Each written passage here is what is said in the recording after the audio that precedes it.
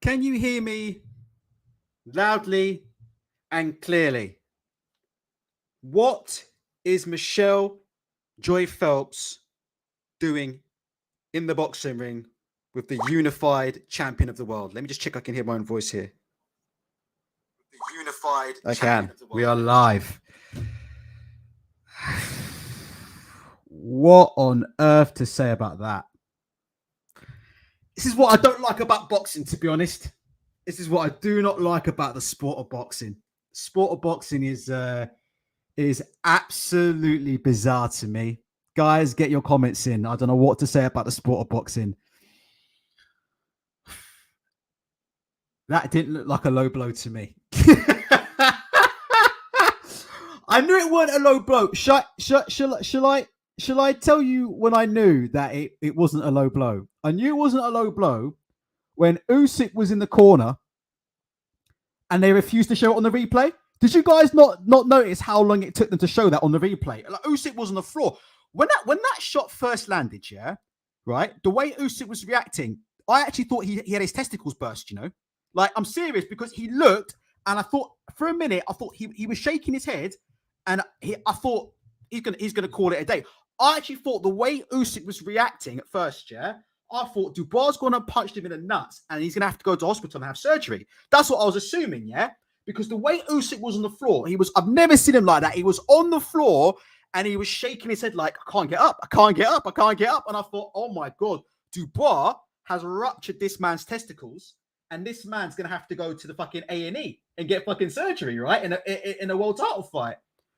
I then saw the replay. I then thought, why are they just showing this? Why aren't they showing this? Like, waiting ages. Usyk took about a good 5 minutes in the corner, yeah? And it just wouldn't show it, and they wouldn't show it. And then when we saw it, you could see why. Let's get a poll going in the chat. He was shaking, yeah. Milan said he was shaking. Usyk was shaking. Press 7 if you could see Usyk. Was Usyk not shaking? He was visibly shaking from the shot. I thought, honestly, Dubois has ruptured this man's testicles, and that Usyk, they're gonna have to take him out of the ring, yeah, and he's gonna have to go into fucking emergency surgery to have his testicles replaced. I've then gone on the fucking and seen the replay, and it's on the fucking belt line. It is right on the belt line. That is absolutely outrageous. Sorry. Hold on. Let me get a poll. Was Dubois... Was that a low blow? Simple. It's a poll right now in YouTube. I'm actually shocked. 168 in the chat. I assume people would like to call in. Am I right? Am I wrong? We know Shevin should be coming on. Where the fuck is? Hopefully Tony should be coming on. My headphones aren't working at the minute, so that's why I'm all messed up at the minute. But here we go. I can now hear. I'm waiting. Sorry, I paid pay-per-view for this abomination of a fight. Okay. All right, Sean, we'll get you on. Calm down. People can come on, guys. What do you think? Right, Shevin wants to come on. Okay, right. Let me do this now, guys. I'm going to tell you now. Right. I'm gonna send this link's for Shevin, so don't bother coming in yet. All right, just give me a sec. All right, I just want to get Shevin on, because last time we had so many people on, it was unbelievable. So we will open up the lines. This is for Shevin for now. I'm looking to hear from Tony, and I'm looking to hear from Daryl as well. So those two, if you'd like to come in.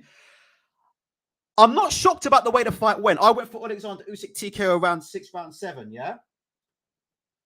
But I've been saying for a while about Usyk, innit? Like, he's 37 years old. He's got a style that relies a lot on reflexes. It did look to me a little bit like Usyk has slowed down tonight, but it was what it was, innit? Yeah. But see, this is what you've got when you've got a lot of people out there who aren't really Usyk fans. Usyk's a bit like Dillian White to me. Press 1 if you disagree. Usyk doesn't really have any actual fans.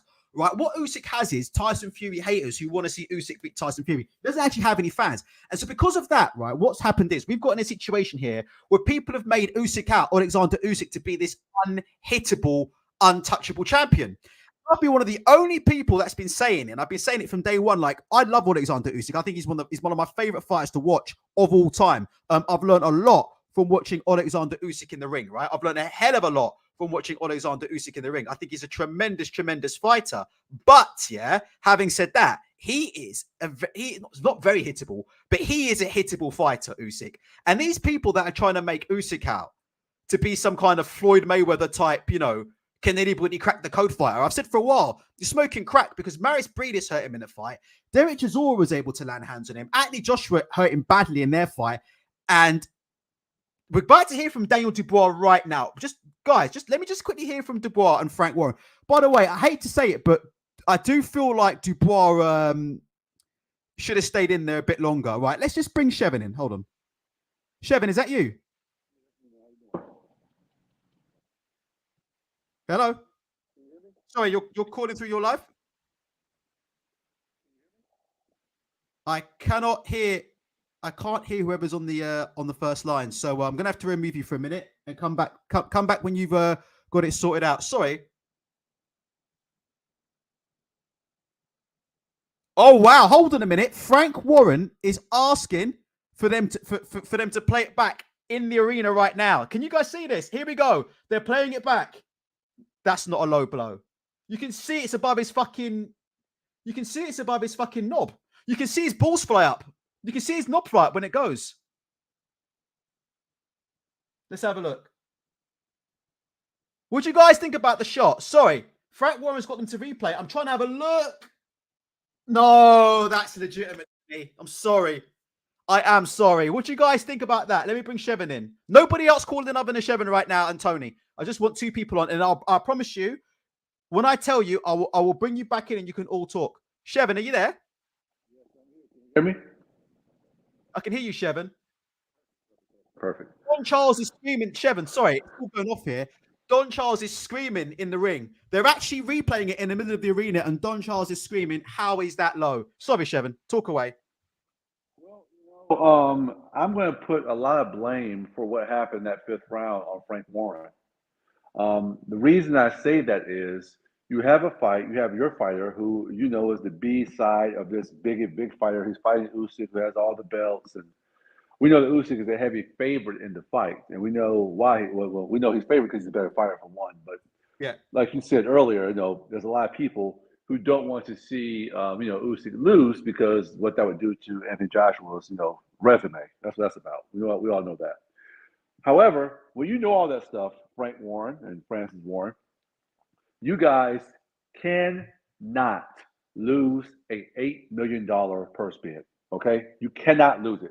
Because when you do, you are left with the situation of having Usyk's team and them choose a referee that's going to do what that referee did in the fight. And not just the fifth round when when Daniel Dubois knocked Usyk out with a body shot, because that's what happened.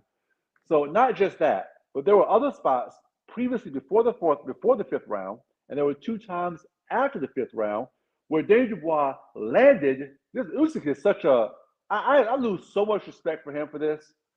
He is such a whatever. It was three times total where Daniel Dubois landed, but not below the belt, around the belt line, or right in the gut. And the ref kept calling it. The ref kept telling him to put it up. They were fine shots. There was nothing wrong with them. Two times, Usyk looked at the ref to try to get him to stop Daniel Dubois from doing it, pretending like it was a low blow. I see it happen in UFC a few times. But I've not seen it happen in boxing as much as I saw it happen in a big heavyweight fight like this. That was some real low class, just low coward stuff, man. Like, come on, man. You are better than Dubois. The fact that you think you need to do that to beat him, I lost a lot of respect for you. You don't need to do that, Usyk, to beat Daniel Dubois. Or you should not have to do that to beat Daniel Dubois. But evidently, maybe Usyk feels differently. And that was just disgusting. But again, Frank Warren, Daniel Dubois is your fighter. He's going as a heavy underdog. You cannot lose an $8 million purse bid in a fight like that because they got the referee they wanted. Yeah, hold on. Let me just say something. I think the reason why the bid was so good is I think the Polish government, and let me guys know if I'm right about that, but I think the Polish government did put some money into that fight. Like that money came from some high places for that Usyk purse bid. So Queensbury were always up against it, I think. I think Matchroom lost the purse bid for the Alan Babic fight the same way. I think the Polish government ended up putting shitloads of money up for it, and that's what happened there.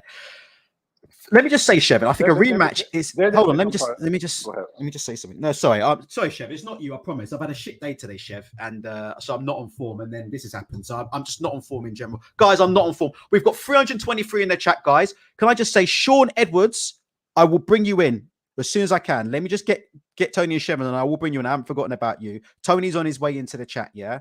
Because my mind is so spasmed up at the minute. First and foremost, is that an illegal blow? We'll hear from Tony. Tony will hear. Andre thinks it's illegal because it's on the protector. I'm not sure about that. Sorry, Shevin. Let me just quickly say, a rematch is pointless because Daniel Dubois, that is the best and only chance he will ever have, yeah, to beat Alexander Usyk, okay? So that's as simple as that. There's no point in the rematch. Frank Warren saying there's a rematch. There's no point in having a rematch. The only thing that will happen in a rematch is Usyk will knock out Dubois quicker, because I would never call anybody a quitter, but I have to say, yeah, Dubois doesn't have the Deontay Wilder in him. Do you know what I mean? Where he will fight to the finish. You know, when the writing's on the wall for Dubois, you know Dubois is gonna opt out, right? So there's no point in a rematch because Usyk's a far better fighter than Dubois, okay? But I will say this, Shevin, and then say your piece, and I'll bring Tony because Tony's right here, and then it's just gonna be us three, yeah? What I want to say is this: Daniel Dubois, a fighter like him, he was up against it, yeah? He was up against it. He only has the chances of him winning a fight, yeah, of this magnitude are 1 in 100, 1 in 1,000, 1 in a million. That was his 1 in a million chance. It may have been taken away from him. Sorry, Shevin. I'm in shock, really. I want to hear from Tony about that as well, because Tony's been in the ring, so he'll know a little bit more than us. Shevin, please carry on, and then I'll bring Tony in. Please stay on. Yeah, the thing that just really bothered me about it, it was obviously not a low blow. We all know it was not a low blow. It was right on the belt line. But Daniel Dubois, for him to go, was it not 10 rounds with Usyk after all that happened, I don't think he should hang his head. I think he performed pretty well for his skill level. He actually boxed superbly for parts of that. I'll explain it in a bit. But he boxed superbly in points. Yeah, I thought he did well. Only thing that he could do better, which I think he'll do better if he keeps on fighting for the next 10 years. And we saw, at least I heard his corner screaming it from the corner. They were talking about something that you always talk about a lot, Osher. That's the second phase of attack, and he didn't have one. And he was always said there with Canelo. He was also going in once he got into range. He was throwing one shot only, getting out. And being the bigger man, the stronger man, you stand a better chance at landing a body shot or a head shot if you're throwing 2, 3, or 4 punches at a time. He was getting in range, throwing one punch at a time. So if he could find a second phase of attack and make sure when he gets in the range, he can't just always. Sometimes it's okay to throw one shot when you get in range, but you can't throw one shot every time you're in range. So those two things, I think those are easy fixes for him. Keep on progressing as a fighter. But hey, he did a great job tonight, and he knocked Usyk out in the 5th round. Stay with us, Chef. Tony, unmute yourself, sir. What's going on? How you doing? How we doing, my brother? Let's hear it, Tony. I'm interested to hear your opinion on this, Tony. I can hear you, Tony. Go for it. Can anybody hear Tony? Because for some reason I can't hear Tony. Can you guys hear Tony? I can hear you now. You're back. You're back, Tony. You're back. Yeah, my net dropped. Can you no hear? Worries. I can hear you now, brother. We can hear you. You can hear me? I can hear you, Tony. Hold on. Let me refresh. No problem. Take your time. Tony's going to come back in a minute. Shevin, let me just say, do you mind if I just run through? Guys, just 1 second, yeah? Shevin, you still there, yeah? Let's just run through what I felt Dubois did right, okay, in this fight, okay? Dubois was losing this fight. He was losing pretty much every round in this fight. But some of the things that he was doing today, I really liked. And I think if Anthony Joshua had done some of the things that Daniel Dubois would have done in this fight, Anthony Joshua could have actually got the win over Alexander Usyk. That's one of the very few times I've seen Alexander Usyk countered, right? One of the things you learn in boxing, right? Deal with a counter puncher, okay? Is can you counter the counter puncher? That's one of the most. That's one of the ways that in boxing where you can beat a counter puncher. Can you force the counter puncher to go first and beat him? And Daniel Dubois did an excellent job tonight, yeah. In the middle rounds of watching for the Usyk lead left hand, and then what he was doing when Usyk was throwing that lead left hand, Dubois was rolling, slipping underneath it to the outside. He was looking to throw the counter left, counter right hook. But he was looking to throw that right uppercut to the body. So what he was doing, he was waiting, using head movement. He was waiting. And when Usyk would lead off with that left hand, Dubois slipped to the outside and he looked to come back with a right uppercut up the middle. So I noticed some very, very good things from Dubois. Go on, Tony, you're back. Go for it. Yeah, so just making sure this is working. You can hear me? Clearly, very clearly. Okay, cool, Crystal cool, clear. cool. So here's the deal. Here's the deal with boxing, all right? Was it a low blow? Technically, yes, because technically it's not actually the belt line. A lot of people like to say you can't hit below the belt line. That's not true. The actual line is below the belly button. So you can't hit below your navel. So normally, like you'll see at the start of a fight when guys have their pants really high, the referee will do his hand like this is legal and show below the belt when their pants are high. But however, to caveat, a lot of referees will let that go. If it's on the belt line, they normally don't call it a low blow, but it can be called a low blow. So it's one of them gray areas where it depends on the referee. But technically, if it's below the navel, the belly button, it's a low blow. So, and then you got to understand the punch that he threw was almost like a screw punch. It wasn't an uppercut. It was a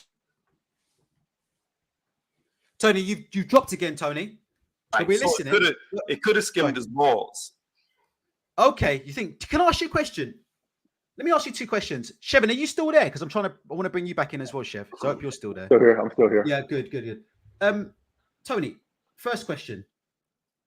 If the roles had been reversed and Usyk had landed that shot on Dubois, would the ref have called that a low blow? Probably not. Okay. Second question. You know how you see Usyk? I've never seen Usyk in so much pain in my entire life. He was literally shaking, right? I've never seen anything like that before. Do you think that punch hit Alexander Usyk on any part of the genital area? So do you think that punch landed on Usyk's testicles or his penis? Did you see any of that punch land on his testicles or his penis? I understand what you're saying, Tony, and I'm going with you. If you say technically it's low because it's below the navel, then I'm going with that. But I'm interested to get your opinion, Tony, on where you thought that shot actually landed. Did you see any signs that Dubois' shot hit? Yeah, that's what I was saying. It wasn't an uppercut. It was a straight punch, but it was a corkscrew punch, which means as he was throwing straight, he turned his hand under. So instead of it being knuckles up, it was knuckles down when it came into the body of Usyk. Now, when you do that and you're going low, naturally your hand follows the path of as if you were throwing an uppercut. So you come from the bottom up. So it's on the screen right now, Tony. I don't know if you can see, but I've actually got it. Oshi, excuse me. Yeah. So see what I'm saying? Okay, so if you look at the picture, you see how his hand. I'm the nightmare. Here we go. If you can hear me. Okay. So listen to me. So this is showing exactly. I can hear you clearly. After the fact. Yeah. This is after the fact. But you see what I'm talking about? How his knuckles are down. So it's a corkscrew punch. Now, if you were to go, say, 3 or 4 frames before it lands on the belt line, it's coming underneath and up. So he may have hit him on the nuts right before this picture was taken. Okay. A few times. I get what Tony's saying, but he didn't.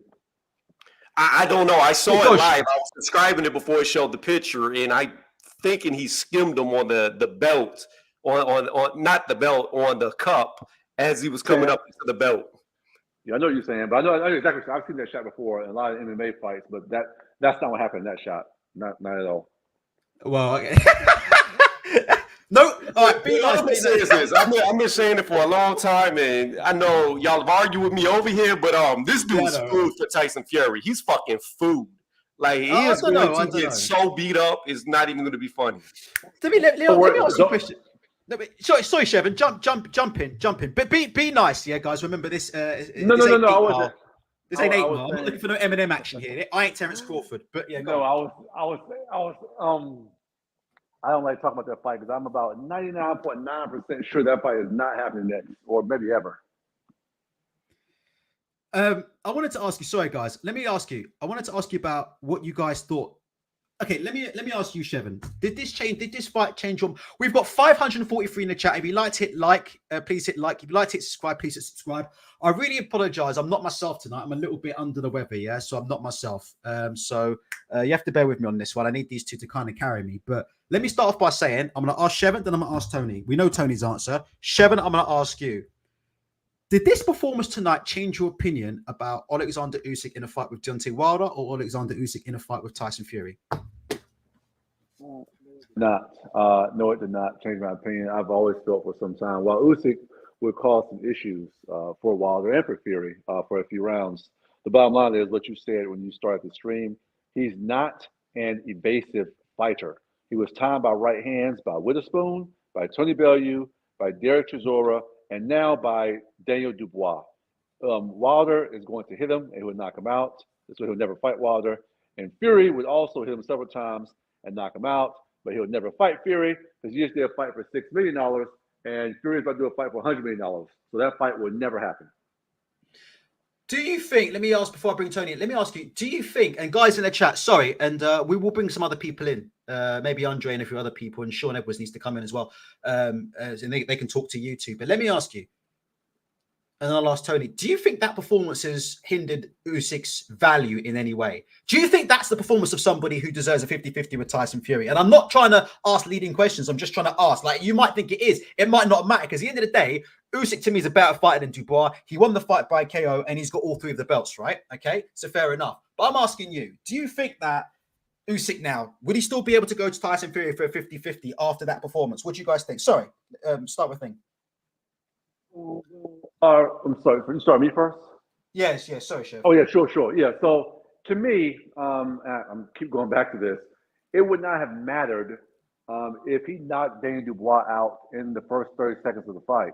Usyk speaks no English. He speaks no Spanish. He doesn't knock people out. He's not a draw. He's going on 37 years old. So he's not a draw before this fight happened. He was not going to be one no matter what happened in this fight. I'll give you an example of this, okay? People think performance and belts matter in terms of draw. They help when you're a young fighter on the come up. But he's 37 years old. I'll give you an example. Tank Davis had a very, very bad performance versus Usyk Cruz, I think. Usyk Cruz it was, prior to the Ryan Garcia fight. Bad performance, in my opinion. A lot of people thought it was a draw. Maybe he even lost the fight, right? Bad performance, okay? And then he went on to have a $100 million fight because he's a draw. So it didn't matter what Usyk did in the ring. Could knock Daniel Dubois into the 10th round. But the reality is, no one outside people like us watched that fight. So it doesn't really matter. He's not a draw before the fight. He's not a draw after the fight. And he'll never, him and Fury, that fight would never happen because the business doesn't make any sense. And lastly, I'll say, people are going to say, oh, but it's so big for boxing. It's so big. I'll bring this up again. I always use the example. Floyd Mayweather versus Margarita would have made about 5 to 10 times more money than Fury versus Usyk, and the fight never happened, okay? So the idea that a fight has to happen because it's for legacy or money, no, it doesn't. There have been several bigger fights than these Fury AJ Wilder fights, and they never happened. Therefore, these fights are highly likely to also not happen. Tony, what do you think about Usyk and Fury? 50-50?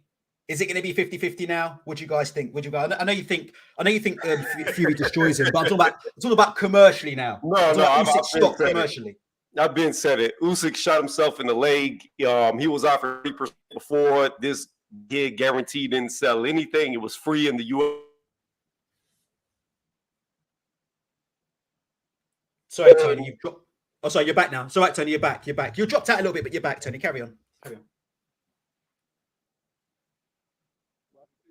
Saying here in America, it was free on ESPN Plus.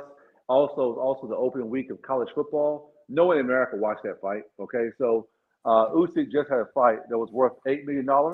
Fury's going to have a fight in a few weeks worth $100 million. So what Tony was saying was Usyk was offered 30%, which would have been the highest amount of money he would have ever received in his life. Now it'll be half that at the most. Sorry about that. Sorry, Tony. I don't know if you can see Tony on the chat, but Can you hear me? I can hear you, Tony. I don't know if you can see, but this picture might be explaining a bit better about what you said. Here you go.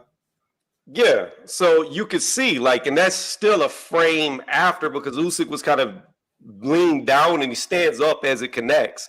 So as you can see, it's a corkscrew punch. You can see the angles coming from underneath and up with the knuckles facing to the canvas, as I was saying. You could clearly see that it may have clipped him on the nuts coming in. So that's a better picture of showing it. Yeah. But again, if you could even see it a frame or two before that picture right there, it'd be more concise of it being even lower because he hit him while he was leaned down more. So quick question, Tony, to interrupt you. The problem with that, though, while I know we can't show it, a video is no, we can't. I'd love to. Yeah. That's what I'd like to. We can settle it now by just showing the fucking thing, but we'll get them for copyright.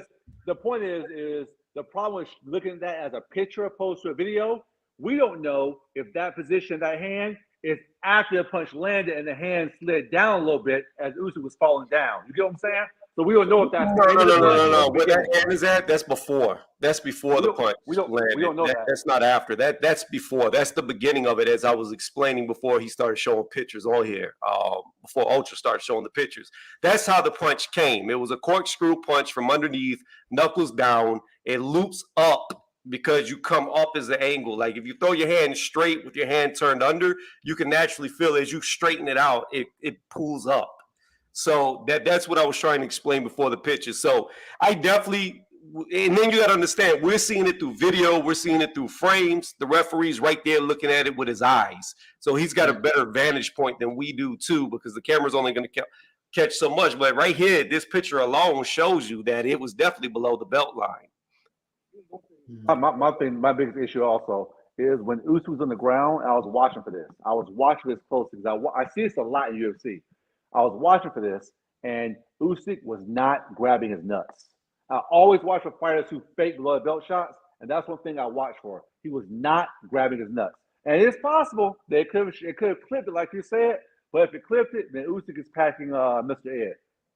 Yeah, but you got to understand. So go on, Tony. Go on, Tony. Let me tell you something. Like getting hit in the nuts hurts, especially if they're in a cup because they can't move. They're contained. Everything's still. It hurts. But if I hit you in the lower abdomen, right above your dick, that hurts worse. So whether it hit him in the balls or right above his dick in the right below where you really don't have any hard abs, that hurts even worse if you've ever been hit there. So again, I mean, to me, like I said, it's a gray area. I thought I said in my breakdown of the fight that I dropped on YouTube that it was a low blow. It's questionable, but it's definitely could be called a low blow. So I don't feel like he got cheated. I feel like it is what it is. Like it definitely was questionable. I'll tell you what, Tony, I have to say, right? Do you think here that this is a little bit disingenuous, right? Now you see the shot that I just sent you, Tony, right? The shot that I just sent you of it being on the belt line. This is what Michael Benson's posting.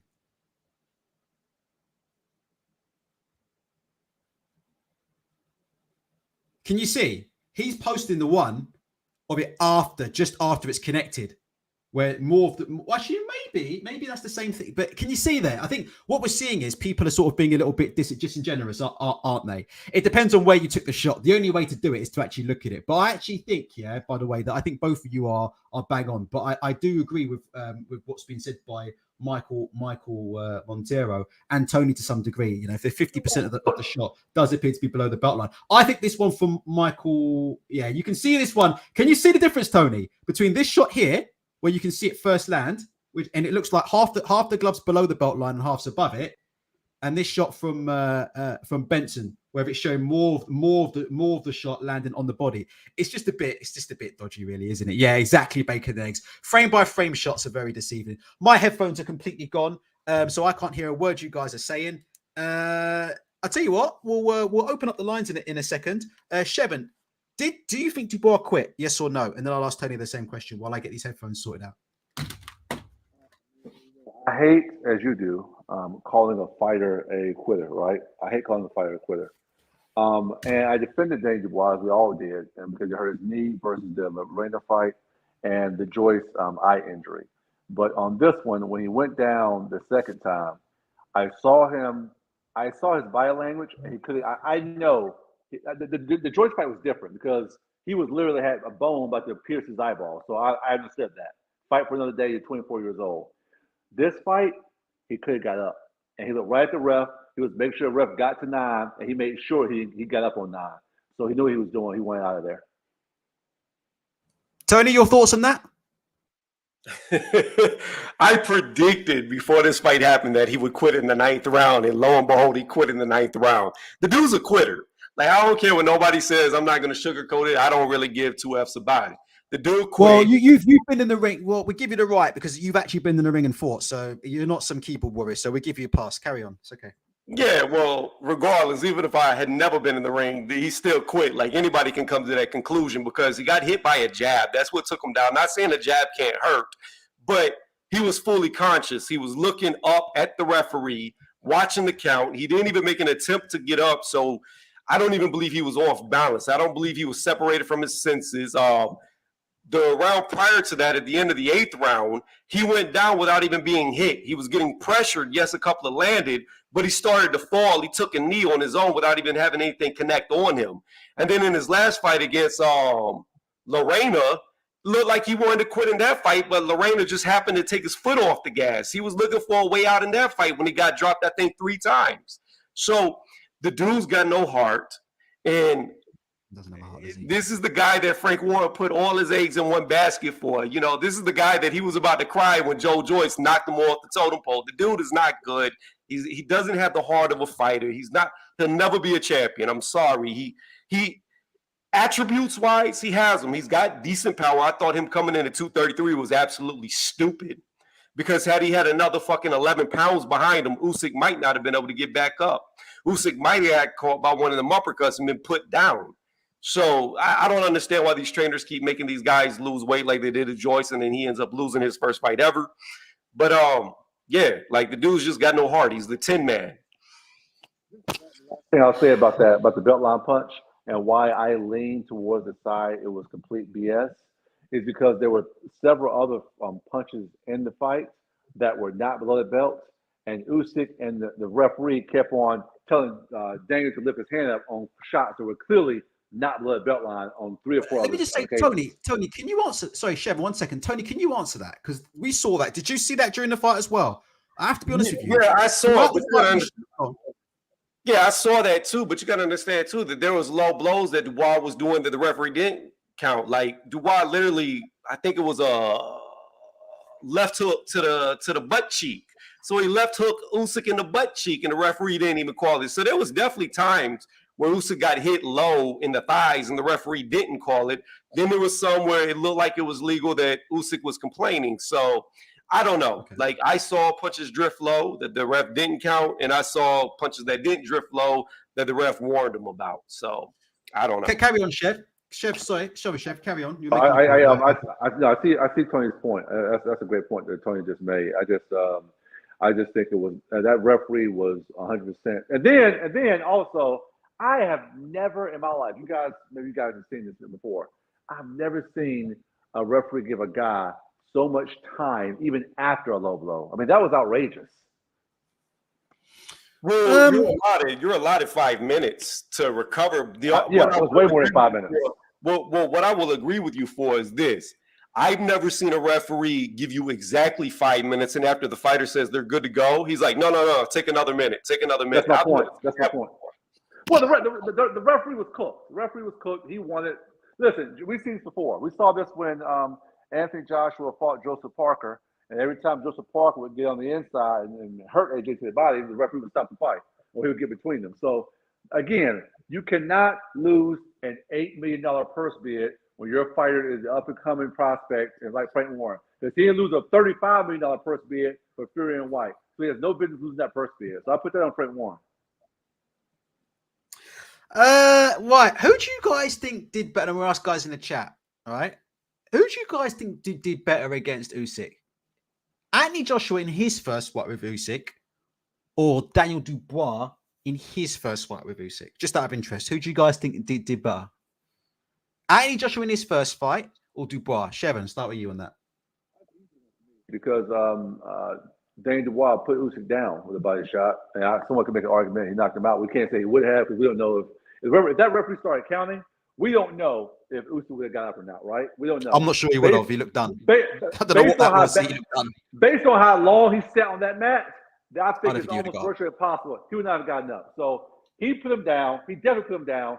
And a case can be made that he knocked him out. Joshua did not put him down. So I say Daniel Dubois definitely did better. I'm not sure. Tony, what do you think? I'm not sure. I'm still my head's still spinning. This is where I can't be a hypocrite because I say all the time, like people try to argue with me that Steve Cunningham did a very good job against Tyson Fury and it was a hard fight. However, the fight only went 7 rounds and he knocked him out in the 7th round. So he barely made it to the second half of the fight. I'm like, how is that struggling if you knock a guy out at the start of the second half of the fight? It's not. So I have to keep it legit down the line and say this. AJ did better. He did better because in both fights, he made it to the 12th round. He didn't give up. He didn't get stopped. Even though in the 12th round, he almost got stopped and they rang the bell 10 seconds early, still, he made it to see the final bell in both fights, and Dubois couldn't make it past the ninth. I tell you what, Tony. That's a great point, Tony. There's no way that's low. There's no way that's low. Change my opinion, Tony. I did not think about that. That's a great point. You're right. AJ did better. That's a great point. Sorry. I'm sorry, guys. I wish I could show you this. I'm just having a look at this on my phone. 1 second. I wish I could show you this. You seeing what I told you? How it's low? Like it skims them low? Jesus Christ almighty. I wish I could fucking... I wish I could. Which, I know what I can do, actually. I wonder if I can find it and actually post a link in the chat. I can find it and I can post a link in the chat.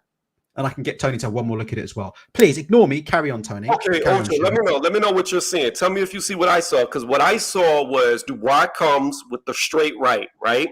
And as he's releasing the straight right, he turns his hand under to where the knuckles are down. That comes straight across. And as it comes close to Usyk, Usyk's kind of leaning down a little bit. All right. Okay. As the punch gets closer, Usyk starts to lean up. And then you see Daniel Dubois' hand come upwards. It arcs up from the bottom coming up towards Usyk's navel. And then it looks like it skims the pads and then lands somewhere around that belt line. Now, the only question is, did it connect to his nuts or not? Let's move on with something else quickly. I'll get back to this. I'm going to try and see if we can work something out. I'll read this clip, okay? So just please bear with me. Let me get the link in. Are you guys all right to stay and just basically talk to a few people for me? Are you guys okay to do that? Yes or no? I got a few moments. That'd be great. Okay, I'm going to open the lines up because I'm absolutely gone at the minute. I'm going to try and see if I can do something about that low blow. I think if I actually played it in slow-mo, I might be okay. I've had a look at it again. To me, Tony, you are right, by the way, about the belt line, yeah, and all that stuff. You are right. But I have to, oh my God, when you look at it in fast, that to me is not a low blow. I'm sorry, no chance. I want to have a look at that again. Right, let's do something, guys. If you want to jump in, like Sean Edwards is here. So how it goes is this: I'm going to bring Sean in. Sean's going to have his say. Sharon, you ask him some stuff, and then after that, Tony, you jump in. You ask Sean some stuff. I need you guys to help me out. I'm going to try and see if I can do something about this clip. Sean, hello. How are you? Yo, finally, I'm on. I'm good, man. How are you, Ultra? You okay? Wagwani, brother. You all good? Yeah, I'm good. I'm fuming though, bro. I can't lie. I'm fuming, man. Like Daniel Dubois should be the unified heavyweight champ right now. That was not low, as far as I'm concerned. That was perfectly legitimate. It reminds me very much of the Andre Ward shot against was it Kovalev? Yeah, it was similar to that. Like, it was not low. Like, it was on the belt line. It was not low. Do you know what I mean? And, mate, that's bullshit. And the thing is, if you saw Usyk's reaction, like, how he was on the floor struggling, mate, it was a perfect shot. Bullshit. Let me just see here. What did you think about? Let me hit you with a counterpoint. In fact, sorry, Shevon's supposed to hit you with a counterpoint. But if you can't, Shevon, I've got one for you, Sean. Go on, Shevon, jump in. So I was just posing the same question to you, Sean, that Ultra posed to both of us in terms of who you thought did a better job versus Usyk, being that I think you and I are in a line that we think that, Daniel Dubois knocked him out. But at the same time, Tony made a great point in saying that, hey, AJ went 12 rounds 2 times and Daniel Dubois did not. Yeah, so on one hand, AJ didn't get dropped, not once, right? So on one hand, you could say AJ did better on some level, but I'd say Dubois took him further. He pushed him further. He actually pushed him physically further. So I'd say Dubois pushed him further because personally, he should have really won that fight, if I'm honest. I know you're saying that ultimately he lost, right? He lost, right? He got stopped. And I think ultimately Dubois, when he gets to that, I predicted that he would lose between 9 and 12. That was my call, right? But when you look at the context of the fight, that actually he got put down. He put him down with a body shot. It just changes everything. Do you know what I'm saying? Like, we all know Dubois, when it gets to like really tough waters, he's not going to stick around. Like, we know that from the Joe Joyce fight. But he actually put Usyk down. I've never seen Usyk like that at all. You know, sometimes Usyk gets hurt and he just moves around the ring. He takes a round off, but I've never seen him like that at all. Like, and Dubois was actually the first person to do that. Like, it's an absolutely mental fight, to be fair. But do you guys think he's worth going through a rematch, or Usyk knows now? I'm saying. No, I think there is no rematch. It's a mandatory fight. There's no rematch Yeah. at the mandatories. It'll be I think that's Usyk versus Hergovic next. that's why it's even sad for Dubois as well, because where it was a mandatory fight, if he did win that, it would have been all right, on to the next kind of thing, and he wouldn't have had to face Usyk again, kind of thing, and it would have just been clean cut. But and like the referee as well, giving him like 5-6 minutes to recover. I've never ever seen that before. Like even boxers that have had low blows before, they might take like a minute or two, but they've never taken the whole 5 minutes to literally recover. And They then never laid on the ground the entire time. literally, like he was I've laying never on the seen that ground. in my life. That's what I'm saying. I've never seen that. And he took the whole 5 minutes, and he was like, "All right, I'm ready to go now." Like that's bullshit, man. That's absolute bullshit. That's like that literally stinks of just hometown cookery. Like that's what it was. What's your name? Sean. It's Sean. His name's Sean. Hey, Sean. Are you sure your first name's not Daniel? Because you sound a lot like Dubois to me. Like I think we talking to Daniel Dubois live and exclusive right now. Was it low? Was it below the belt, Daniel? Did you hit him low or was it clean? Your eyes see better than ours. No, Tony, look, I'm actually a fanboy of you, innit? So I've got no rebuttal. But what I'll say is, what do you actually think? So do you think that actually was a low blow then? He does. I think it was the gray area where you could have called it either way. Either way, it could have went either way. One referee may have said it was low. Another one might have said it was fine. But that's what I'm saying, Tony. Because you think about the Andre Ward Kovalev fight, right? Very similar. Like I would even say Andre Ward's is a bit lower, and that was a legitimate like stoppage, right? So it's just it's a tough one. It's a tough one. Yeah, but you got to understand, Andre Ward's punch came from above and down, and it was straight. Right.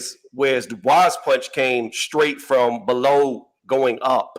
So that's the biggest difference. When you're coming above and down versus coming down and up, now you have a lot more room for error because you're lower with the initial strike of the punch due to the trajectory. Tony, can I ask you quickly? Go ahead. There's a few things online about Usyk's short it being legit. It's just that Usyk's shorts are a bit higher than they should be, and my fucking browser's frozen. So I just trying to get the pictures. Here we go. What do you think about that, Tony? Anything about that? They're saying here, Usyk's shorts are a bit too high anyway, and it's definitely fine anyway. His just shorts are a bit higher than they should be. So it's impossible to tell because his elbow is in that particular picture is blocking his navel, so we can't see if the punch is. I mean, the belt line is above or below his belly button. But the shorts look a bit higher, don't they? They do look a bit higher though. Yeah, but again, it's hard to tell because it's just hard to tell. You would need that elbow out the way. But here's the thing: at the start of the fight, the referee looks at both fighters and he instructs you as a fighter. He's like, "This is legal. Anything below here is illegal." So that's really what you need to look at, the initial instructions, and see where the referee put his hands. Yeah. No, that's a great point. Let me bring in Mr. Go on. No, I just want to rewind real quick. One back to something Ultra said at the very beginning, where you was talking about, do we think the Fury fight is going to happen now? Blah blah blah. And you know what? This goes back to something you said, Ultra, years ago. It was after the AJ Takum fight, and we all know what happened to the AJ Takum fight. The referee jumped in, the referee was cooked. It's a similar situation. And he said, you was like, do you think that PBC is going to send Deontay Wilder over to the UK after something like that happened in a fight that Max will control?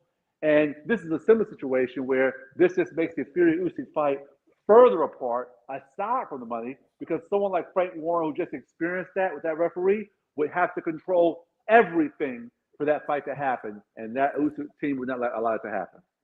Okay, right, Sean, give us your final thoughts. I need to bring in Mr. Anderson.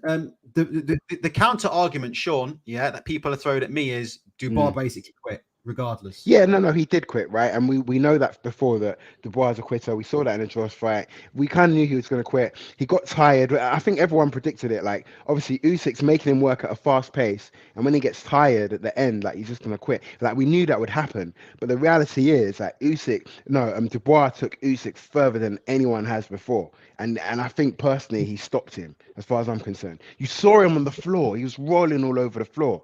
So in my I've opinion, never seen him like that. I actually thought, I said, do you know what I thought? I thought originally, because of the way he was acting, and somebody in the chat said he was shaking. He was fucking shaking, yeah? he was I thought shaking. what had happened was, I thought Dubois had hit him square in the nuts and ruptured his testicles, yeah? That's what I thought had happened, yeah? That Dubois had hit him square on in the cup, ruptured his testicles, and he was shaking his head like he couldn't get up. I thought, right, they're going to stop this fight. Yeah, it's going to go to the cars, and Usyk's going to go to hospital, and they're going to do surgery on his balls. That's literally what I thought from the way I saw it. Because they weren't showing the replay. They weren't showing the replay. And that's another thing. 5 minutes. Ultra, And that's another thing. Why are they not showing the replay? Why are they not showing the? Bro, they and took so long to show it. And I thought this guy's going to be in A&E. Getting his balls sewn up, and then all of a sudden I see it, and it's like that. And you can see there's a new shot here again. These stills are bullshit because we all need to see it on the run. But Sean, the bottom line of it is, before I bring in Mr. Anderson, is look, Daniel Dubois, when the going got tough, did he call it a day? Yeah, he did, of course. But at the same time, he won it before. He should be champ as far as I'm concerned. I 100% agree with you. I think at the end of the day, right, Daniel Dubois had pretty much zero chance of winning this fight. It looks like he struck lightning, and it looks like, there was a debatable decision. Right, Sean, let me bring in Mr. Anderson. I've got people queuing up, brother, but thank you very much, my brother. Thanks, man. Hey, take care, guys. Hey, bless, guys. Peace out, man. Peace out. Big up yourself. Okay, Mr. Anderson. Right, Rob William and Ty, I can see you in the chat, so I'll bring Rob William and Ty in next. What are you saying, Mr. Anderson? Not too much. How are you guys? Oh, I've been better. Not my best day today, but carry on. Not because of Dubois. I couldn't give a fuck about Dubois. I'm just not on form. But go on anyway. Go on, carry on. What's going on? That's all right. Yeah, weird fight. I have to say, I felt Usyk looked a bit old in there tonight. I felt like he definitely is obviously getting older and getting worse. I thought Dubois, like you say, I think he boxed really well at times, but like everybody else, really struggled to actually make his size count. Exactly. He fell into the trap, didn't he? But they all do that, and they all do that for a reason. There's a reason why Usyk makes them do it, right? Yeah. Makes sure didn't he? Because he's got just enough pop to hurt you, see, and that's the problem. He's got just enough pop to hurt you. A bit like a Floyd Mayweather. Wasn't a big puncher, but he got just enough pop to make you think, yeah? And that's what. And then next minute you're in a fucking chess match, and you don't want to be in a chess match. Sorry, mate. Carry on. No, that's fine. No, I completely agree. I feel like actually it's made me appreciate AJ's physicality a lot more. Like AJ's massive compared to Dubois. I know that they'll say it's 6'6" and 6'5". I don't believe Dubois is 6'5". He didn't look big, and just I don't feel like Usyk respected his power as much as he did with AJ. He was way more cautious of AJ. He was often running away in those fights. So I think with regards to Dubois, I don't buy the whole low blow thing. Look, I don't think it was a low blow, but I think Usyk's been clever. Like any old man in any sport, like everything kind of low. He was looking at the ref almost pre-warning because he knows he's weak to the body. As soon as he felt something to the body, that big shot there, he was basically claiming it was low blow and made the ref make the decision he did. It's what any sort of clever older sportsman does, I think, in every sport. And Dubois, I don't know, he didn't look ready.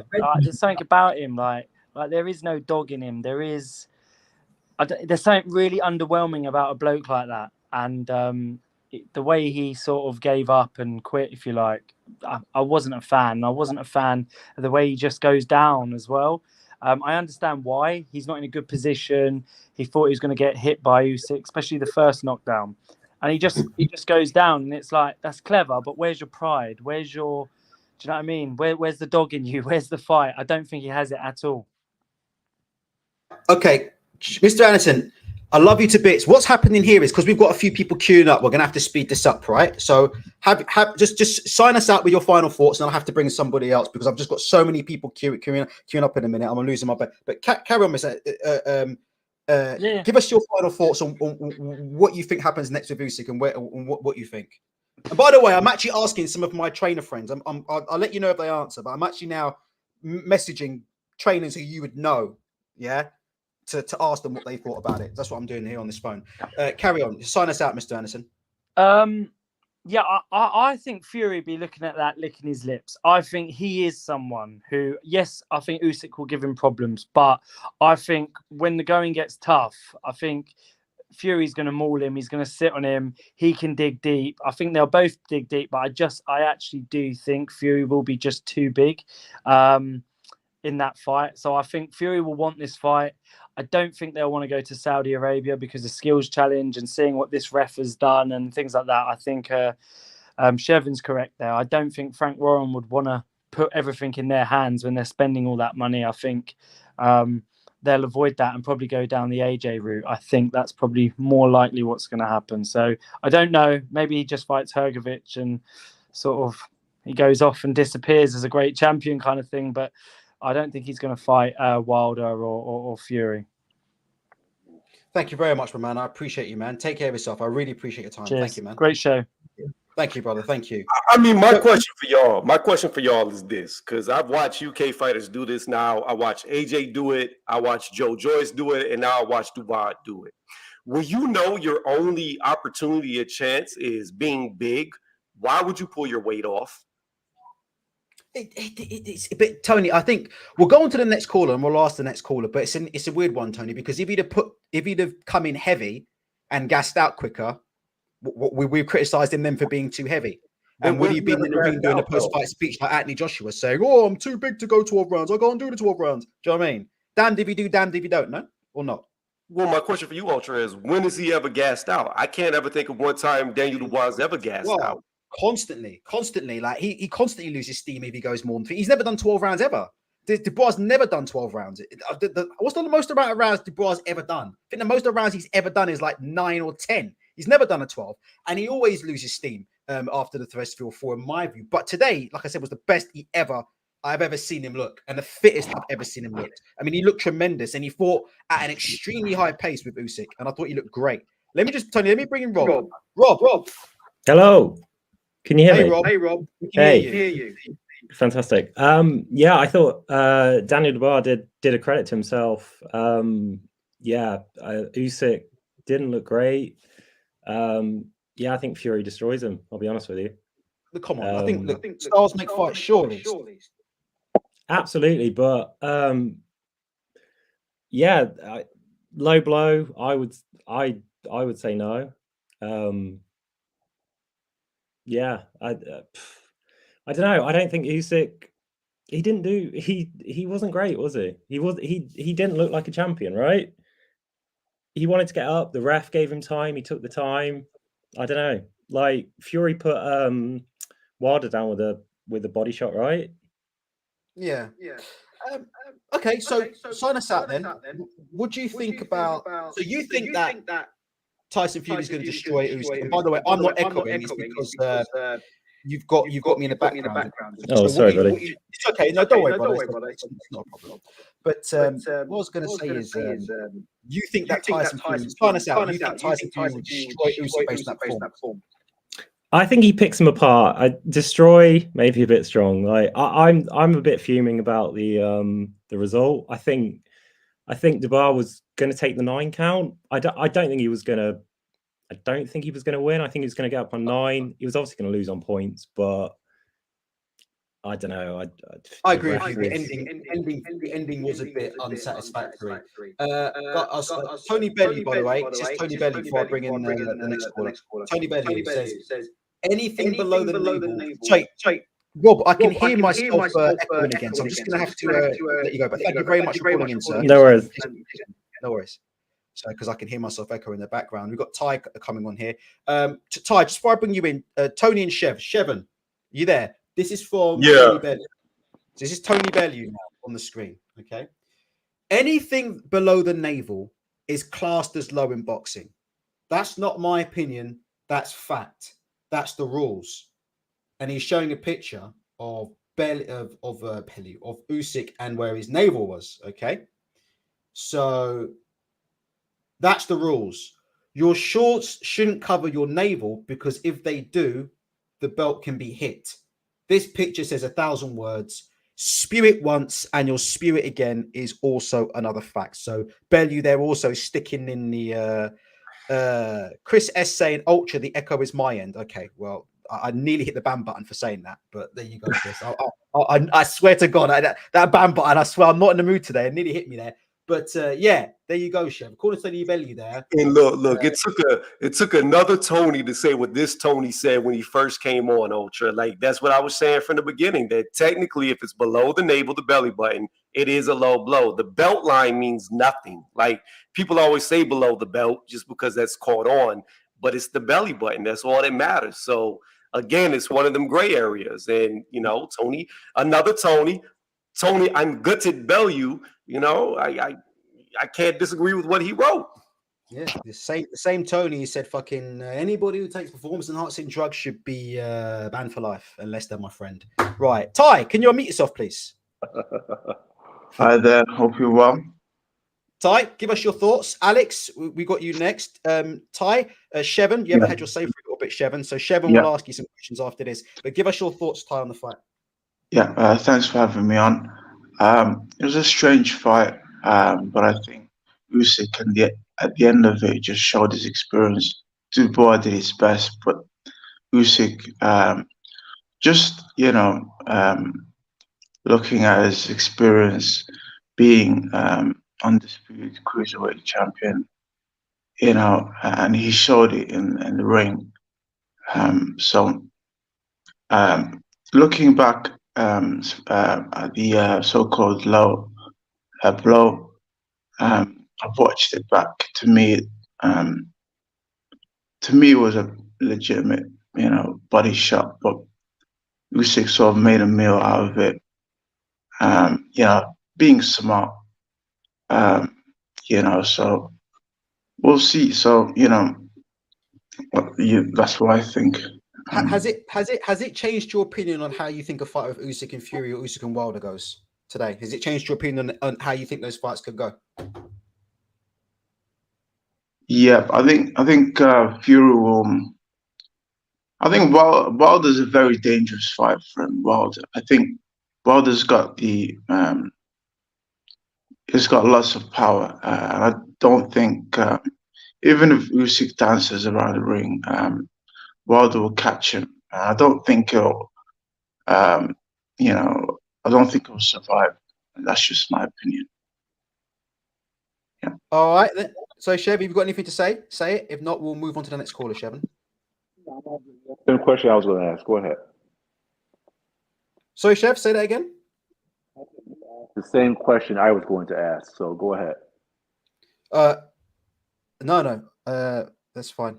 The caller's dropped off. Sorry about that, Chev. I couldn't really hear you there, Chevin. I don't know why. I couldn't really hear, but that's okay. Alex, you there? Hey, yes. Can you hear me? I can hear you, Alex. How you doing? You know what? Like, I'm gutted for Dubois, man, because what did we all say before this fight started? We said his only chance was to catch Usyk with something big early in the fight, and he wouldn't have much of a chance the later the fight went on. And Dubois did what he needed to do. He caught him with something big. To me, it was perfectly fine body shot. And Dubois has been robbed of, all his hard work, and he probably won't get another chance like that again. I just was gutted by it. Personally, for me, for what I saw from Usyk tonight, and even what I've seen in the last two AJ fights, Fury and Wilder are so far above Daniel Dubois and the current version of AJ. I'm just getting tired of hearing that Fury's a coward and he's terrified of this Usyk guy and things like that. To me, no. The only thing I'll say, I'll agree with what someone said earlier. If the fight happens, it has to be like they can't go to Saudi where Usyk's paymasters are going to be controlling everything. Like it has to be. America would have been a good choice, but obviously there's reasons that can't happen. But then they need to get a fight in the UK. That tonight, it took me back to Sven Otke. You remember him? It was that kind of deal.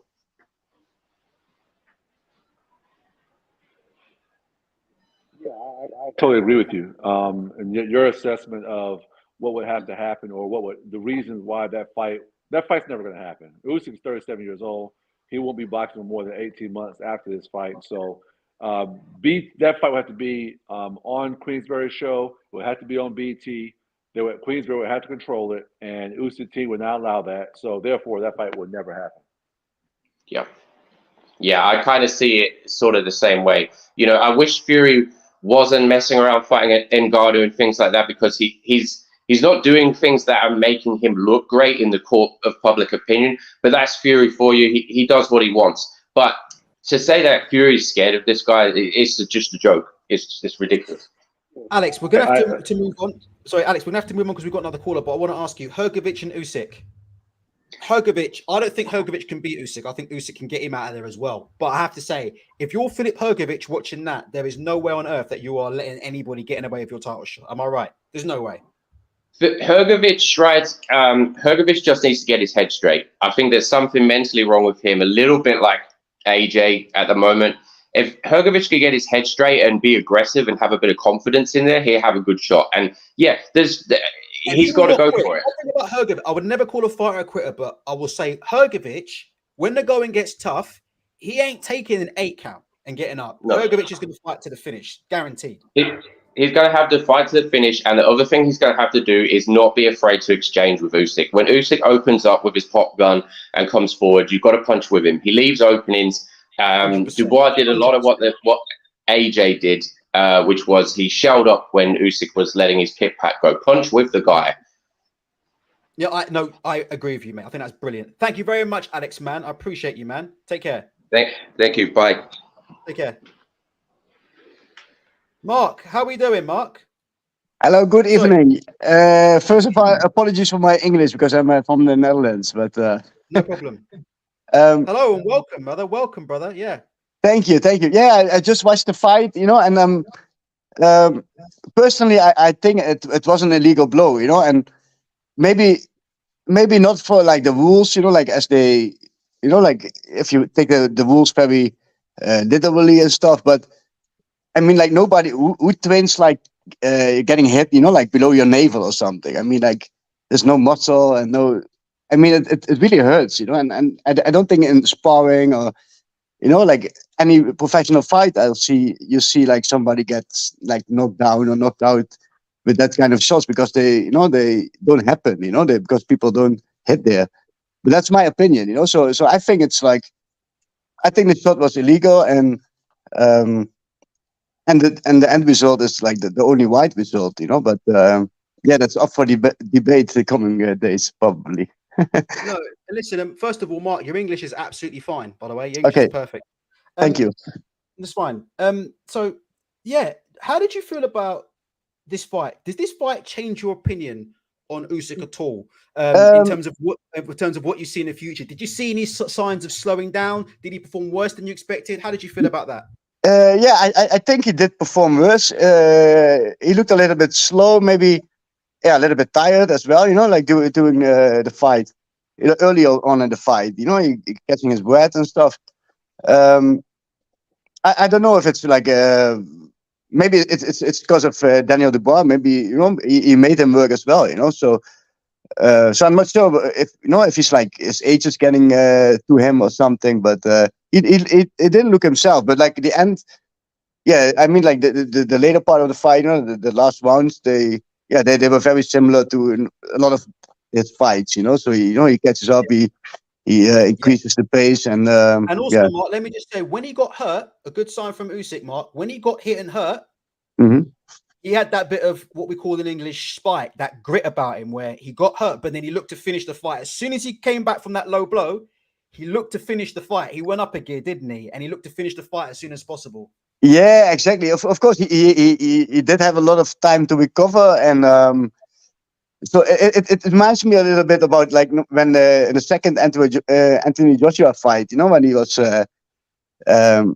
I don't remember which one it was, but then he stepped up the pace and yeah, he just because he's a fighter as well. I mean, he doesn't quit, but I just don't think like he would like faint like being knocked down or something. He doesn't I know what strike you me mean. as that guy, but I'm not sure. No.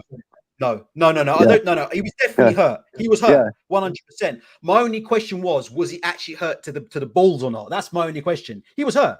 No, I don't think to the balls. No, I don't think so. But I think just below the navel, it's just like it's just like a sensitive area, and but this power of Dubois, it's not something you would like to experience a lot, and nobody. Yeah, I don't think you get any shots there, but with training or sparring, so it's like I don't know. Maybe it's something which like the governing bodies have to look into, like for changing the rules or whatever. I don't know. But yeah. No. Well, Mark, thank you very much for calling Yes. in, man. Please, Thank you. And Mark, your English is fine. Please call in again. I cannot reveal too much about myself, but I grew up around a family because my mother didn't look after me because she had to go to work. So I was left with a family in London. Okay. And the mother was from Holland and the father was Black Portuguese. And so they used to speak Dutch and they used to speak Portuguese. And I never picked any of up. They speak Dutch and Portuguese in the house, and they all supported Holland. So growing up, we used to watch like a lot of Ajax, like Danny Blind, that's nice. Seedorf, Reisiger, all these players we used to watch. Like growing up, the Ajax team, some of the PSV teams. So yeah, it's funny. I spent a lot of time around European people, man. That's very nice, and nice to hear. And thank you for having me in the show. Take care, my man. All right, take care. Thank you. Bye. Guys, Shevin, Tony, unmute yourselves, please. Let's wrap this up, guys. So let's wrap this up, Shevin and Tony. I want to give my opinion, if you don't mind, and then Shev, I want you to have your say, and then we're gonna wrap it up. So here's my opinion on tonight. Yeah, I don't know if you guys can hear me. Press 1 if you agree with me on this, or press 2 if you disagree with me on this. The low blow. Do you know what? After listening to what I've heard tonight, after listening to what Tony said, after listening to what Shevin said, after seeing some of the stuff that I've seen online, after listening to what Mark's just come on and said and things like that, I've calmed down a little bit on the low blow. Maybe it's not as big as a travesty as I originally thought. Which I didn't come on and say blah blah blah. But like I said before, maybe having time to reflect. Yeah, maybe the situation is not as clear cut as we first thought it was. So we definitely need to hear more on that. I thought Dubois boxed in spurts as well as I've ever seen him box today. If you'd have told me going into the ring tonight, that Daniel Dubois will be moving his head like that and rolling underneath shots like that from Alexander Usyk and making Usyk miss and countering the counter puncher, which is what I saw from Daniel Dubois tonight, I'd have said not in a million years. Like, what's upset me is it's a real shame the way the fight ended. Like, because if Dubois had anything left to give, like he really should have given it. Like, who knows? Like, I'm not getting in the ring. Like, none of us are in that ring with Alexander Usyk, so we don't know. But I would like to say, like, if Dubois had anything left to give in that ring tonight, I would have hoped he would have given a bit more, because to be honest with you, I would have loved to see him either go out on his shield or go 12, because I thought up until then it was by far a career best performance, by far a career best performance from Dubois. And I don't think anybody expected Dubois to perform that well, to be honest. I certainly didn't expect Dubois to perform that well. I think that the keys there against Usyk is, you can see there to me. Can I just say one other thing as well? And Tony, you and Shevin, disagree if you wish to. I thought Don Charles, who I've given a lot of criticism to, was outstanding in terms of the instructions that he was giving Dubois. The crowd was quite quiet tonight, so I was able to get a clear listen in, on the instructions that Don Charles was giving Dubois, and they were really good instructions. That Don Charles was keeping it nice and keeping it simple, telling him to move his head, telling Dubois to stay on his left, step to his left, kept telling him all to step to your left, step to your left, step to your left. Obviously, Dubois stepping to his left, trying to get his foot on the outside of Alexander Usyk's, but also the shot that I've been talking about, which I am convinced is Alexander Usyk's kryptonite. And I want people to mark this, that I'm convinced this shot is Usyk's kryptonite, And Dubois has never been a big thrower of this shot. He's never been a big thrower of this shot. Anthony Joshua's more of a thrower of this shot, but Richie Woodhall in commentary said the same thing. Richie Woodhall said, you know what? I'd like to see Dubois go for the left hook, because we constantly see Usyk do this move where he gets on the outside and he pivots out to his right all the time. And he pivots right into the path of a left hook. And I'd love to see somebody double up on that left hook as Usyk pivots out to his right-hand side. Every time Usyk throws that little jab, and then he pivots out to his right to set up his own left hand. So he pivots out to try and get to the outside of the orthodox fighter to try and set up his left hand without being hit by a counter right hand. He pivots himself right into a left hook. And if you look at the shot that Anthony Joshua hit him,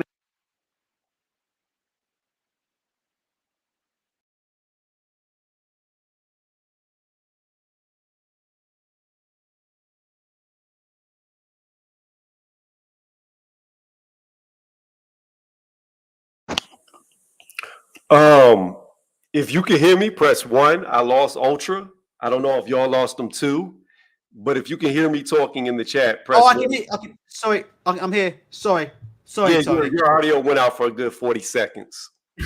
sorry, it's the fucking mic. Sorry, I'm back. But as I was saying, yeah, I thought he did a great job, Don Charles, of telling Dubois that left hook. And what Don Charles was saying is throw the right hand left hook. And I just think that's a combination against Usyk that I need to see throw more times against him. I need to see that throw more times because I want to see high response to the left hook. I want to see high response to that right hand left hook. And I also agree as well with what the caller Alex said about punching when Usyk's punching as well. There was a couple of things that I see in Usyk that I think somebody can exploit. But Daniel Dubois has never been a big left hooker. Dubois has always been a jab straight right hand guy. And that's why I didn't really give him much of a hope. But Dubois has always been a jab straight right hand guy. Anthony Joshua's a much more of a left hook guy, and he only managed to land one significant left hook. But Tyson Fury's very, very much a left hooker. I'm not sure if this means that Fury can beat Usyk. Different styles, different fights. But I just want to make that clear. I thought Don Charles was absolutely excellent tonight, and the instructions he gave were bang on. Get your lead foot on the outside of Usyk because you want him to pivot. Basically, with Usyk, you want to get him moving into that right hand. If he tries to pivot out and get away from your right hand, lead off with the left hook. And that's kind of what Don Charles was telling him tonight. And as Shevin said as well, Shevin said, Don Charles, told him second phase, couldn't get off the second phase tonight. These things are key. Obviously, it's easier said than done. Chris is saying he always blocks that shot as he takes a step back. So Chris knows about boxing better than me and Don Charles. So what there's no point in me doing a fucking show because Chris already has the fucking answers for us, yeah. But I digress, yeah. There are ways to throw these things and do things. Double up with the shot. Throw the shot to the body first, yeah, because your head can move, but your body can't move. So you throw the shot to the elbows, throw the shot to the liver, throw the shot to the body, yeah, and then you double up, or you throw it to the head, or you throw it, and you switch between body and head because the head can move, but the body can't move. There's ways around and ways of doing these things. So I thought tonight, I have to say, for me, it's a damn shame for Dubois because it was a career best performance defensively. It was a career best performance in terms of offense, I guess, because he landed what appeared to be a semi-decent shot, but that's up for debate. And he did well. But for me, I would never call a fighter a quitter, but I would just say at the end, did he let himself down at the end, Dubois? I will leave that up for you to decide because for me, the ending was a bit more. I would like to see him go out on his shield a little bit more, considering that he believed he hurt him. Sorry about that for rambling on. I just had to give my say. Shevin, give us your final thoughts, Shevin. And I apologize for not giving you much time today. My head's spinning. No, fine. No, I agree with a lot of things you said. I still think that shot was not a low blow shot. I think Usyk trying to get the ref to pretend like it was a low blow shot several times in the fight, and I saw the ref pretend like it was on other occasions when it was not, further validates my opinion that it was not a low blow shot, and the ref knew it wasn't a low blow shot, but it was a cook ref. So it's nonsense, it was BS. I'm going to try my best to not fall into the whole Fury versus Usyk hole because I'm pretty sure that fight's not going to happen. So I hope people just start talking about the Usyk versus Hrgovic because essentially, I think Hrgovic is almost a carbon copy fighter, just like Dubois, except he is not a quitter. We've seen that on multiple occasions. He was getting pinged and tore up by Zhang, and he didn't quit. Even his last fight, I mean, he got a knockout with 12 seconds left in the fight. So he's not a quitter. So that makes that fight between him and Usyk a little bit or equally as interesting as this fight was. So I'm intrigued to see that fight. I'm intrigued to see how that fight goes. Usyk will be a little bit older when that fight happens. And I think that one and maybe one other fight, and I think Usyk's going to retire anyway. But I think Dubois is 25 years old. He's probably got 7-8 years left. So plenty of time to he ain't got 7-8 years left, Shevin. Dubois got 7-8 years left. Dubois got 7 or 8 minutes left. Once he gets hit on that eye, Chevin, he's got 7 or 8 minutes left. Come on, let's be honest. He ain't got 7 or 8. Dubois ain't got 7 years left in him. Well, I'll put it this way. I think he will have those years left in him because of the course of the next 2 to 3 years, all the top guys who destroy Dubois, they'll be all retired. So he'll be fighting guys like Hergovich and things like that. So I think he can still go on a little bit longer. So it was a good fight. I thought it was complete BS. I think someone can make the case that Dubois is the champion now. He beat Usyk. But again, Frank Warren lost the purse bid. We lose the purse bid. We lose control of the fight. But I promise you, he will not lose an ounce of control versus the Fury. And that's why that fight will not happen. Thank you, man, Chevin. Talk on DM in a sec, yeah? I'll take that as a yes. Tony, sign us out. Yeah, let me start with where I agree with you. I agree with you with the left hook. I've always said the left hook is the southpaw killer. They're always moving to your left, and if you can get precise with your left hook, you can shut them down and make them walk into your power. So the left hook is one of the most vital tools against a southpaw that people rarely use. I agree with you there. As far as Triple D goes, I will say defensively and offensively, in spurts, he looked better than he's looked in the past. However, not to make an excuse for Usyk, because I think Tyson Fury will destroy him, but I will say this. There was a lot of rain. The rain was wet. You could hear their shoes squeaking like they were on a basketball court. So that benefits somebody who doesn't move as much versus somebody who does move a lot, because now you're slipping and sliding, so your movement is cut down a lot. So maybe that could have been part of Usyk's problems with getting hit as much. He just couldn't physically move because of the rain. Excuses aside, I think I disagree with the coach. I don't like the coach. I don't like it at all. This is heavyweight boxing. You do not take weight off when you're a heavyweight, especially when you're built for power. You cannot train speed. You cannot teach speed. You're either fast or you're not, period. Just like you can't train somebody to be a puncher. You either can hit hard or you can't. Yes, you can make improvements, but you can never make a vast difference of where you began. That's just the facts. So your one advantage you had over Usyk was your weight. Just like AJ, the one advantage he had over Usyk was his weight. In both cases, they took their weight off, and in both cases, they lost. When you're big and you cannot outbox somebody, you don't play the boxing game, regardless how good you looked.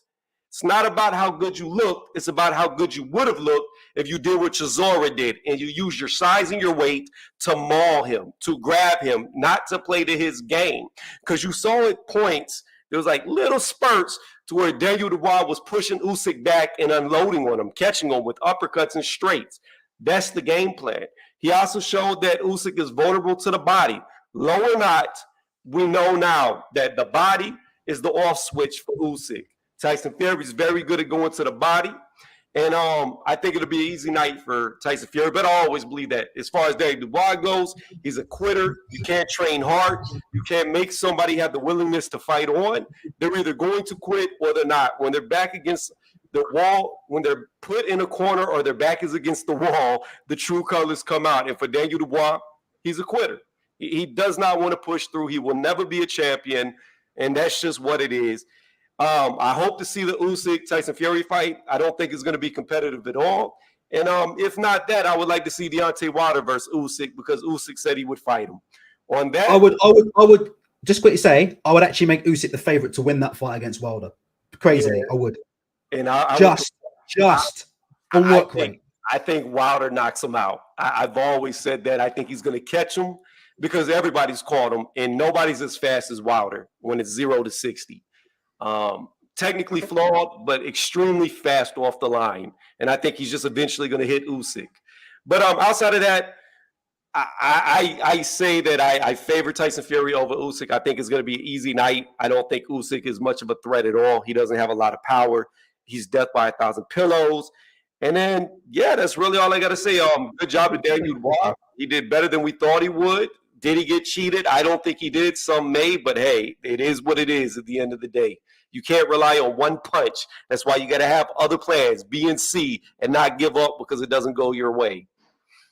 Yeah, and Daniel Dubois can't do his ABC, as we know. Okay, Tony, I'll let you go. I really appreciate you, brother, as always, and I'll see you soon, okay?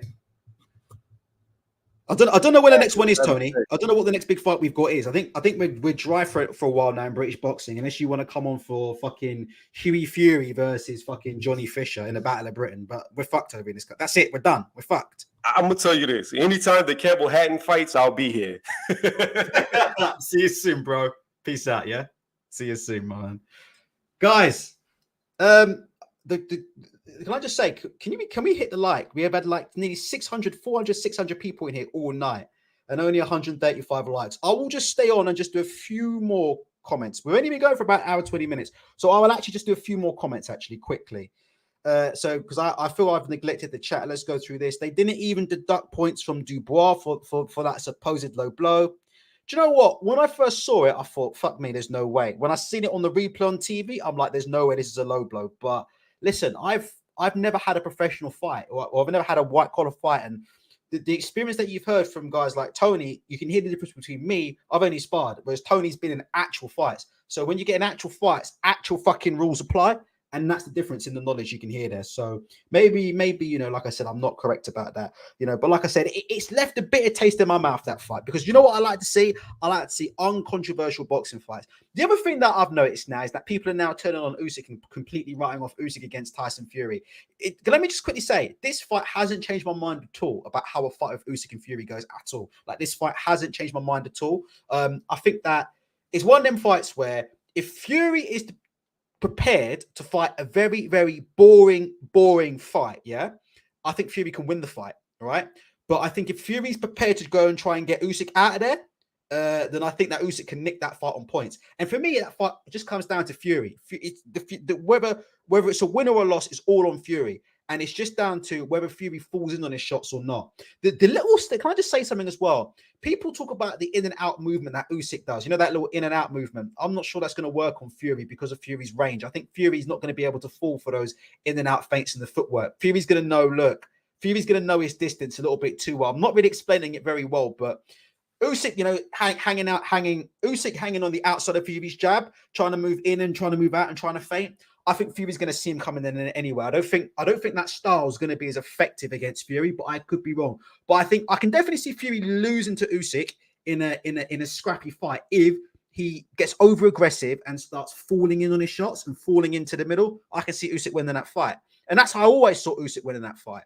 But if Fury fights to the plan and just tries to make the fight as boring as possible, like you're hearing the crowd booing and shit and blah blah blah, that's the kind of fight that Fury needs to be involved in. Just needs to be in a boring fight, yeah? And let the height and the reach do the rest. Boring fight. Touch, and shoot. Touch, and shoot. On the inside, headbutt, lean, elbow, roll, body shots, left hook, everything, the lot, yeah? But really, to be honest with you, you know, there's a reason why weight classes exist. But the thing about Usyk is, right, I've always liked Alexander Usyk. So it's very, very difficult to talk about him because I'm a terrible fighter, yeah? But a lot of the things that I myself have learned in the boxing ring, I've learned from Alexander Usyk, yeah? And I've learned them before these nut riders started jumping on him. And that's the shame about Usyk fights now, because the people that I feel, and press 7 if you agree, press 8 if you disagree, I feel like Usyk before were them fighters where he was like a purist fighter. Does that make sense? Remember before the casuals started jumping on his nuts and saying he was undefeatable, he was unhittable, he was just a purist fighter. Like, to watch Usyk fights and appreciate, you know, the way he pivots, the way he cuts, you know, the feinting and the things he does in the ring, you have to kind of be a bit of a purist about boxing. And the sad thing is, like, he seems to have, like, it's not him, but it's now seems to be taken over now, where Usyk hasn't sort of turned into a purist fighter. He's turned into sort of a fanboys fighter. Do you know what I mean? A fanboys fighter. And it's a bunch of guys who really don't understand boxing, never been in the ring, never boxed, never taken a punch. They don't understand the sport of boxing, yeah? But all they're doing is they're hoping and wishing that this guy can beat Tyson Fury. And he might do. But they've been saying things like Usyk's unhittable, he can't be hurt, you know, he's going to make a guy hit and miss. You know, we've been hearing all these stories. Fury's not going to be able to land on Usyk. Or Usyk and Wilder will never land on Usyk once, and all this stuff. And I've been saying for the last like fucking 12, 18 months, I've been saying, look, if you look at Alexander Usyk at heavyweight, right? How many impressive fights has he had? He looked impressive in the anti-Joshua first fight.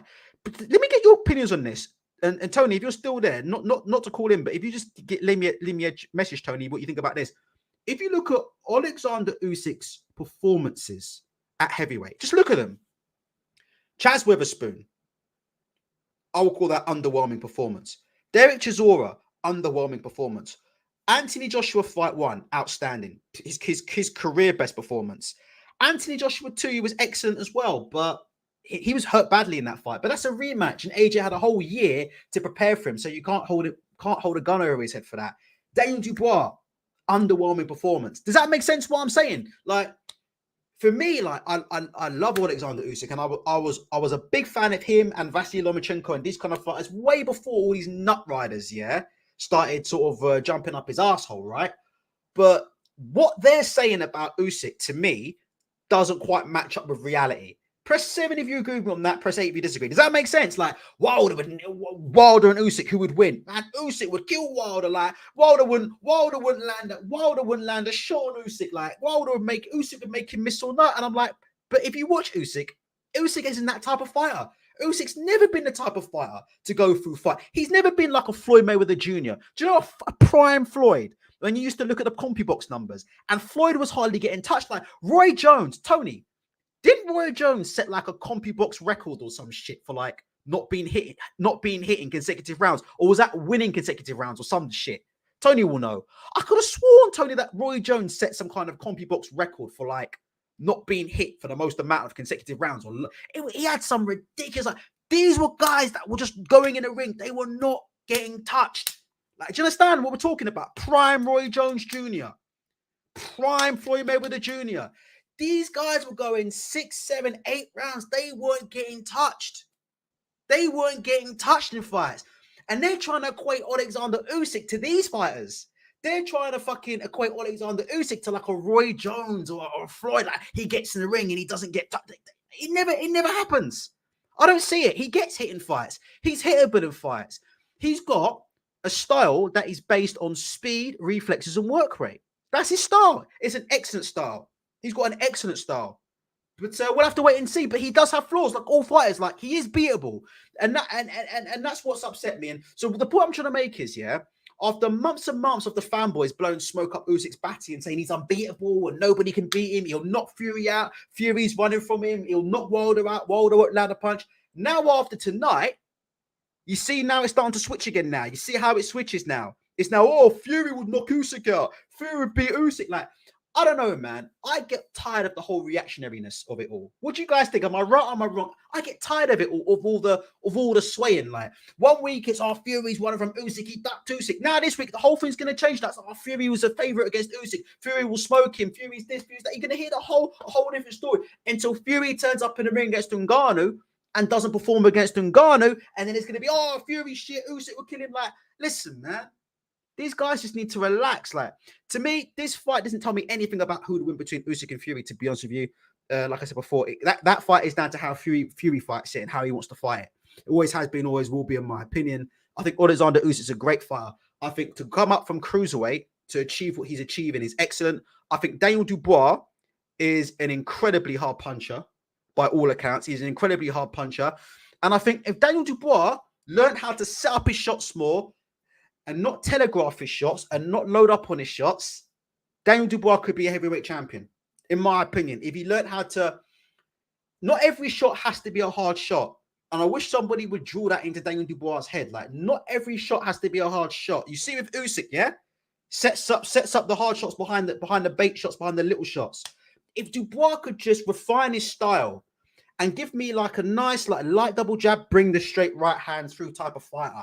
Set the punches up more. Give me more clusters. Not every punch has to be a hard punch. Not every punch has to be heavy set. You don't have to load up behind every punch. You have to put your whole body weight behind every punch. But can you use a punch to bring you... Can you use little punches to put you in a position to land the big punches? That's something that Alexander Usyk does exceptionally well in fights. Yeah? He throws little punches to put himself in position to land hard punches. So what he will do, he'll feint you with the jab and he'll hit you with little touch jabs, and then he'll get outside foot position, won't he, Usyk? And then he'll spin around you and throw the left hand down the middle, isn't it? Basic stuff, innit, with Usyk, yeah? Little touch. He gets outside lead foot position. He pivots out to his right hand side, and then he throws that left hand down the middle, and he throws it at an angle, and you don't see it.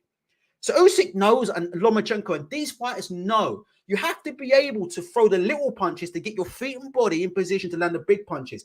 But Dubois and Anthony Joshua are two fighters that don't seem to know how to do this very well.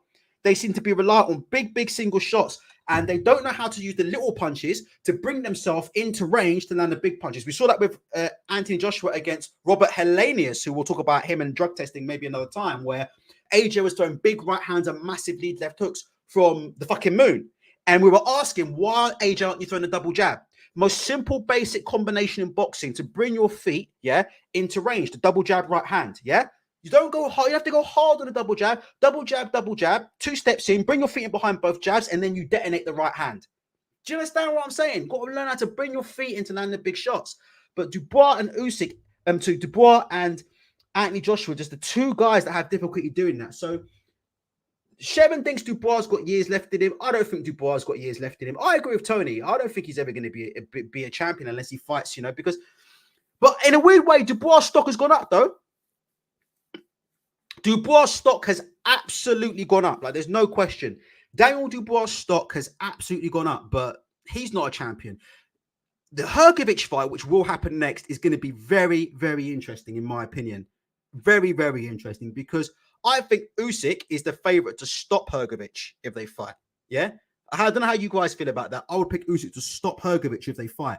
But one thing about Hrgovic is Hrgovic isn't gonna throw the towel in. Like, I don't think Hrgovic should throw the towel in. Like, he's not like a Dubois or an Anthony Joshua. Those are both two guys who, when the going gets tough, and I'm not saying they're quitters, but Dubois and Anthony Joshua, to some degree, in my opinion, are what we call flat track bullies. And I don't know if you would agree with that. But I would consider Dubois and AJ flat track bullies. They're on top fighters. When they're on top, everything's great. But once they get hit back and hurt, they don't respond well in fights. For me, Hrgovic, whether technically I don't think he's that great. But one thing about Hrgovic is he can take his licks. Press one if you agree with me, and I'll press two. Hrgovic will take Hrgovic is not an on-top fighter. When Hrgovic has to take his licks, when it comes time for Hrgovic to take his licks, he'll take his licks. So I actually think that would be an interesting fight, And I think there's no way Filip Hrgovic would step aside to allow an undisputed fight. There's just no way Hrgovic would step aside. After seeing that performance today from Usyk against Dubois, there's no way he's stepping aside to allow Tyson Fury to fight Usyk for undisputed. It's not happening. You're going to get Hrgovic next. So we should see, and that's going to be, another year or so of Usyk not fighting. So we'll have to wait and see. I don't know. I think Hrgovic, I don't think he can beat Usyk, but I think that fight might be more interesting than we first thought, I'm starting to think it might be more interesting than when we first thought. It's going to take a fighter who, like I said before, is going to throw caution to the wind against Usyk. But Usyk so far in all of these fights, other than the Chisora fight has been the only fight, that I've seen where he hasn't had the fight at his own pace the whole fight, really, pretty much. You know what I mean? Like, Chisora didn't give a shit. And the fact that Chisora was willing to take one to land one and hang his chin out to dry completely ruined sort of Usyk's rhythm in parts of that fight. So we'll have to wait and see. I don't know, but it's an interesting thing. But listen, I think Usyk is a fantastic fighter. I think he's put in a good performance. I think he's a better fighter than Daniel Dubois. The rematch is pointless because the rematch isn't going to change anything. There's no point in a rematch. Frank Warwick will talk about a rematch all day. Nothing's going to change. Usyk will stop Dubois in the rematch. He'll probably stop him even earlier, but they're just little things that I saw tonight from Dubois. And it upsets me that he finished the fight in the way he finished it, because I thought he was outstanding.